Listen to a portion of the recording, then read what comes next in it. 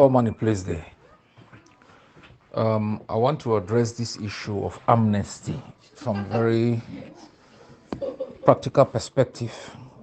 And I've had this conversation with the IGK. I was 2 years ago when this issue was first raised. Before the proposal was submitted to the butchers, I did advise that the issue of amnesty should be taken out. And even before it's rearing its ugly head again, I've still made that submission in almost a 45 minutes conversation. And there are two fundamental reasons why you cannot demand amnesty from the butchers of your people. When you are fighting for a liberation struggle, you don't recognize the legitimacy of the occupier in your country. If amnesty was being demanded for those who are in La République or for those who will be going to La République, and then you need the authority of the rulers of La République. But you cannot declare independence and then we've raised armies to defend that independence. And we have instituted authorities on the ground that are policing, running schools, and then you are still requesting permission from the one whose authority your Declaration of Independence had annulled. I think it's just what I would call a lack of judgment.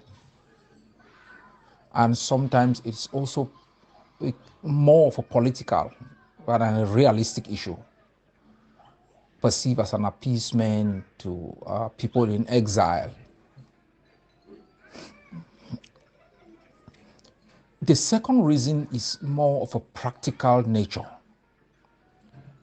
After independence, we are still going to negotiate with many countries to allow our people with temporary status to have permanent status. Because we will not have the infrastructure, we will not have the resources to immediately take back hundreds of thousands of Amazonians who have temporal protection status in different countries.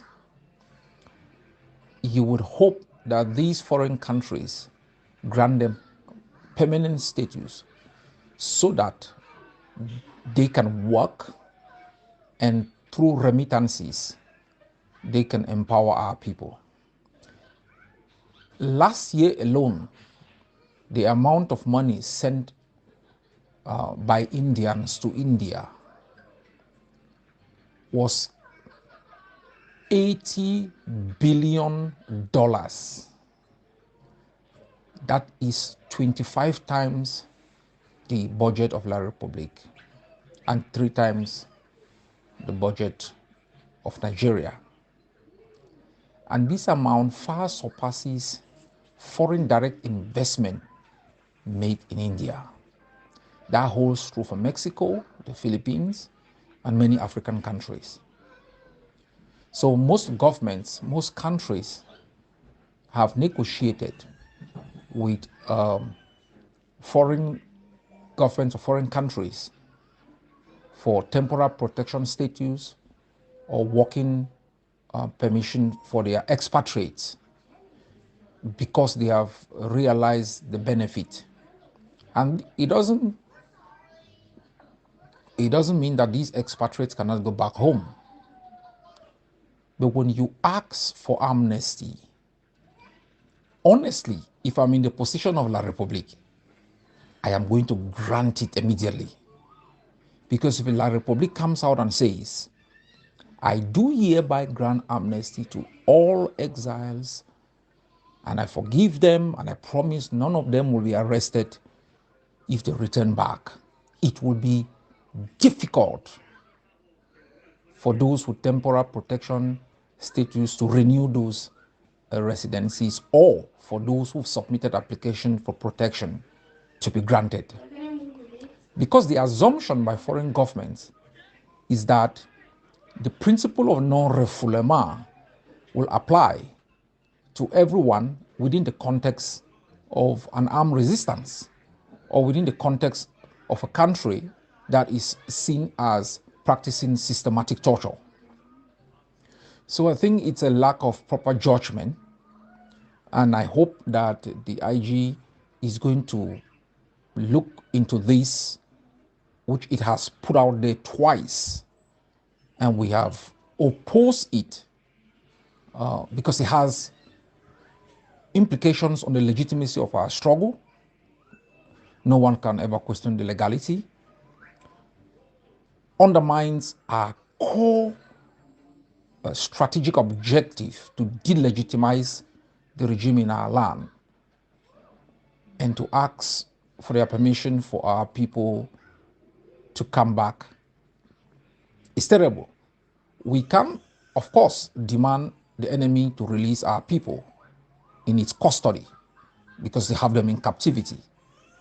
But we cannot ask for the permission of the enemy for foreign governments which have condemned this regime for torture, for indiscriminate killing and massacre, for our own people to come back in a different country. So we should continue to have this debate in a respectable manner. And I think all of us are going to benefit from the information we share. And I hope sincerely that the IG is going to rethink this. I'm going to raise this up with them directly tomorrow on my place day. I am very grateful for the commitment we are making in here, the $10 commitment. I really thank, our coordinator from exam. She's paid for a year as a pace setter, leadership. And I encourage everyone to make it as a routine. $10 per week, you're going to buy 2.5 bullets on a police day.